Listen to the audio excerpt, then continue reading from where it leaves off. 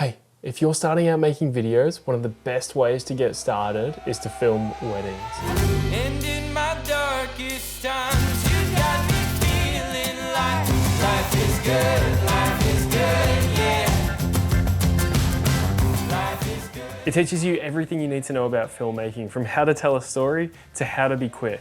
A lot of aspects of the day are usually out of your control, so you have to be really creative with your lighting, your framing, your movement. And weddings are really high pressure, but they can also be some of the most fulfilling work that you can do. I mean, you're shooting what is one of the best days of a couple's life, and hopefully that they cherish your video forever.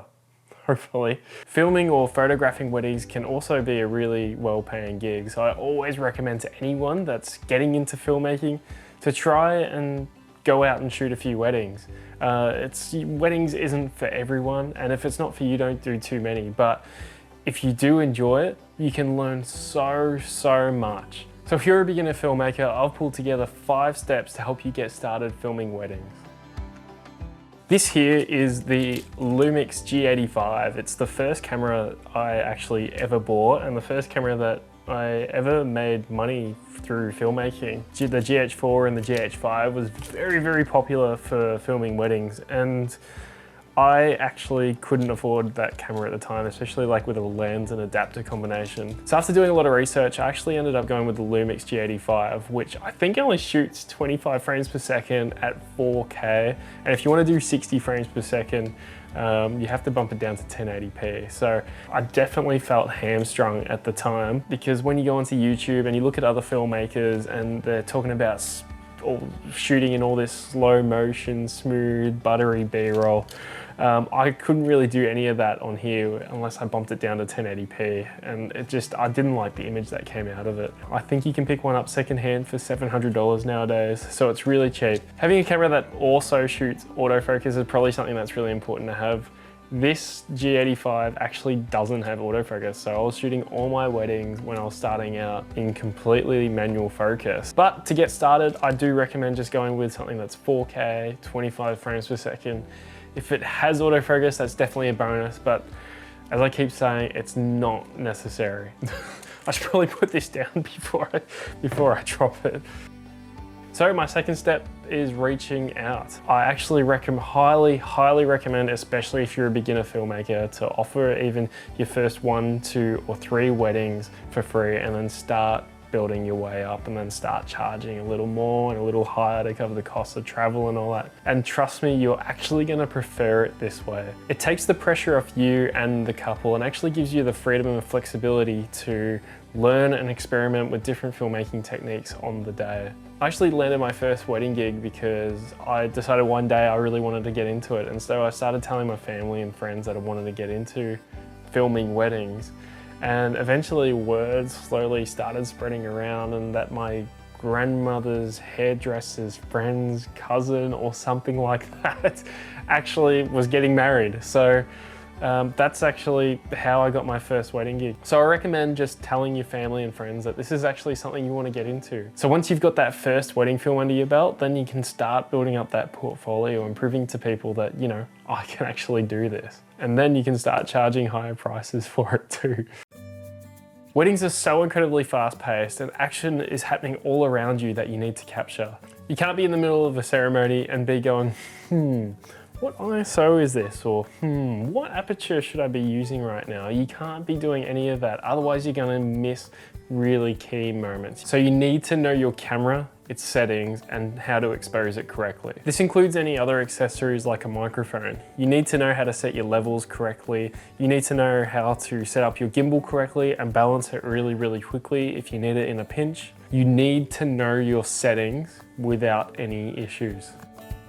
Okay, so step 4 is know what to expect on the day. Now, this might actually seem really obvious, but trust me, it actually goes a really long way. Before you attend your first wedding, it's important that you ask lots of questions to the couple and venue before you actually turn up on the day. It's really important that you understand what the day is going to look like, because for some couples it can be very different, and you want to make sure you're prepared and that you can capture everything. But the key thing here is if there's any special traditions, any VIPs, like very important people that the couple want captured, you need to make sure you ask those questions early on so you don't miss anything. You got to remember this is their special day, and you want to make sure you can deliver the best and meaningful and emotional film for them that you can. And so it's so important to set up this initial meeting and just meet the couple and try and get to know them. It's really important for them to get to know you, and it's also important for you to get to know them. This will make your couple feel so much more comfortable and confident to bring you along for their wedding day and to film one of the most intimate days of their lives.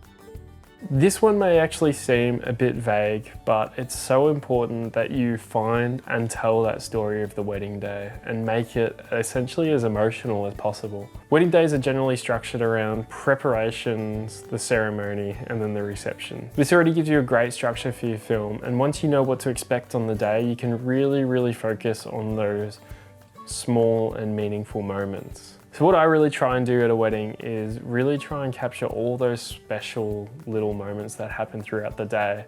Things like conversations and laughter. For example, during the preparations, you might have the bridesmaids nervously laughing with each other, and you might see the bride just staring out the window. You want to capture little things like that. And then say you're at the ceremony and you obviously really want to capture the groom's reaction to when the bride walks down, but you don't just want to focus on the two couple for the whole day, even at the ceremony.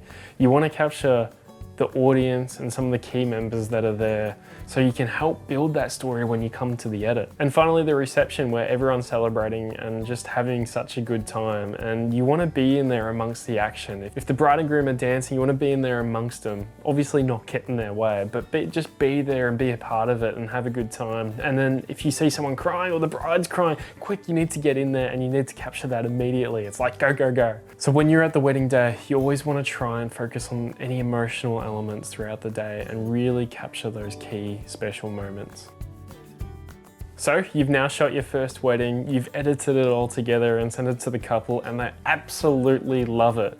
Now it's the time for you to get ready for your next wedding and perhaps your next few and start getting paid for it. So firstly is to create a website, Facebook page and Instagram page, and then that way you can chuck all your new weddings, all your new work on there. And then once you start getting a bit of traction, it's important that you have your contact details on there so it's really easy for couples to reach out to you. And I'm sure the couple have absolutely loved their wedding film, and so they've posted it on their social media for all their family and friends to see. And this is great because one of the best ways to promote your wedding films is generally word of mouth. And if you do a really good job, and more importantly be a really good person, it's likely that they will recommend you to their family and friends. So I hope these tips really help you start your wedding film journey. If you've never shot a wedding film before, I really highly recommend giving it a go. It's hard, it's a lot of pressure, but it is also incredibly fulfilling. It's a really great learning experience, so I think you should absolutely give it a shot.